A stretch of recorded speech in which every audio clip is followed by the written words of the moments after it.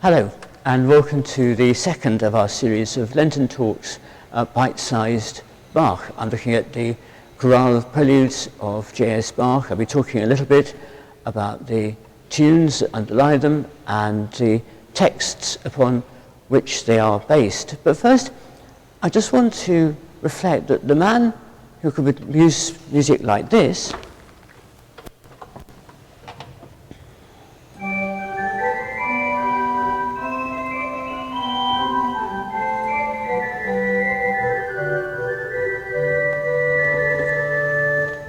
could also produce I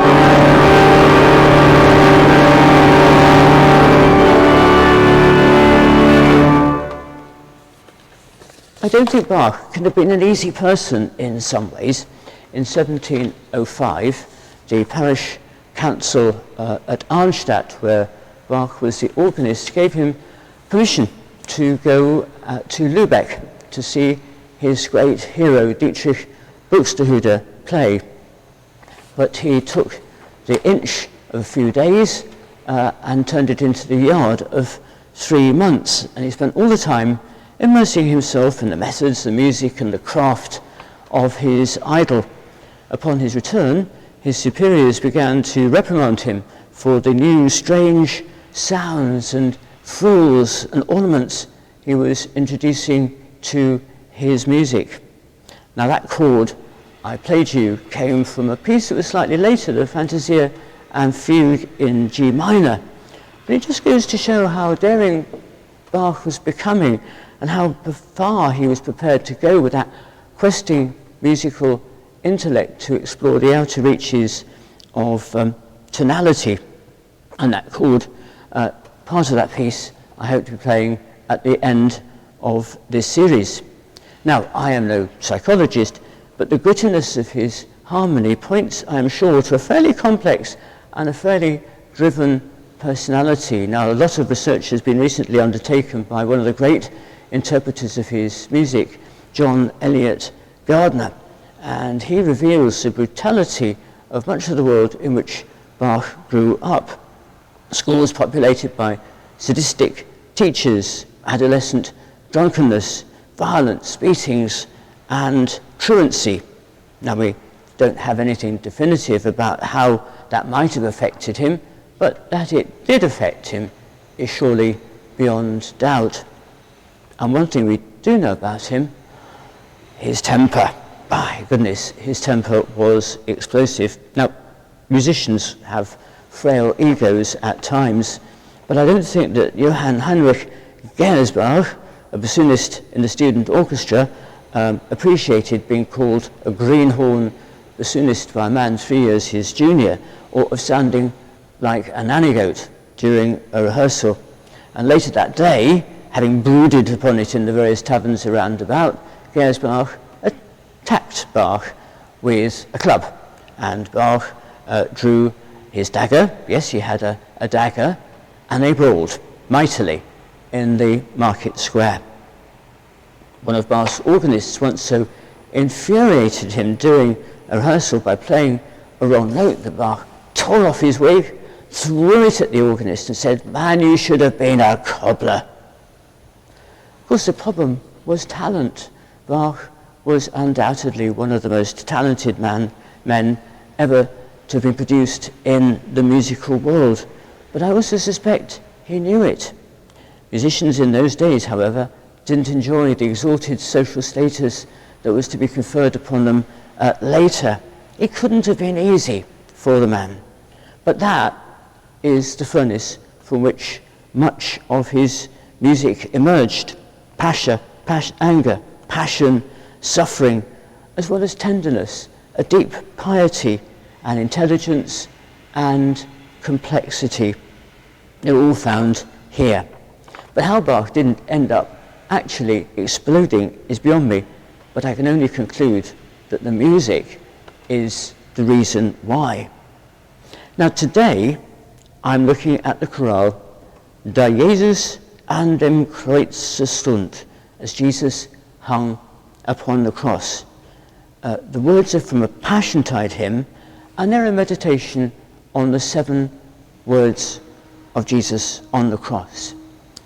As Jesus hung upon the cross and his body was wounded with so much bitter pain, the 7 words which Jesus spoke, consider in your heart.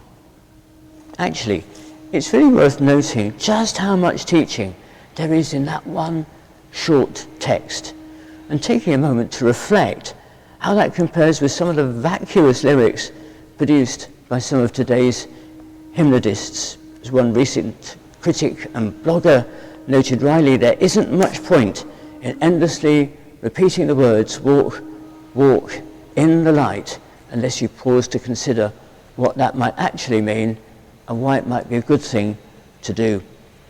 But I digress. Back to the 7 words. They're listed in chronological order. Father, forgive them, for they do not know what they are doing. Truly I say to you, today you shall be with me in paradise. Woman, behold your son. Then he said to the disciple, behold your mother. Eli, Eli, lama sabachthani. That is, my God, why have you forsaken me? I am thirsty. It is finished. Father, into your hands I commit my spirit. Now here is the melody on which the chorale prelude is based.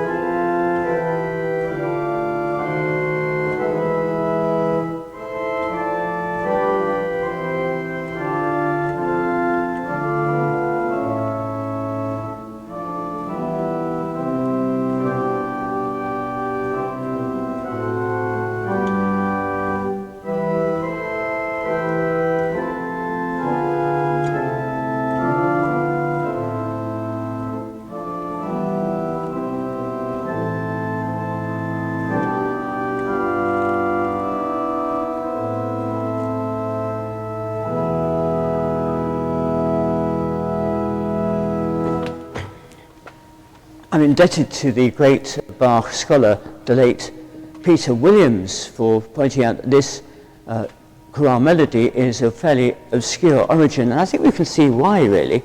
I think you'd search in vain in the modern hymn books to find it. It's not a particularly distinguished tune, but actually that's rather interesting because, in fact, one of the points about fairly undistinguished tunes is that they can actually be done an awful lot with, and in this setting Bach retains essentially that tune in the top line, and he makes all the other parts, the internal parts and the bass, do all the heavy lifting, all the running around. In a sense, if you want an analogy for those who like to cook, it's like an ingredient that doesn't have a great deal of flavour on its own, but is a great carrier of flavour, and that is the point about this particular tune that Bach has used for this particular prelude. But there are a couple of features I want you to notice. The first is something that happens from the very outset in the bass, in the pedal.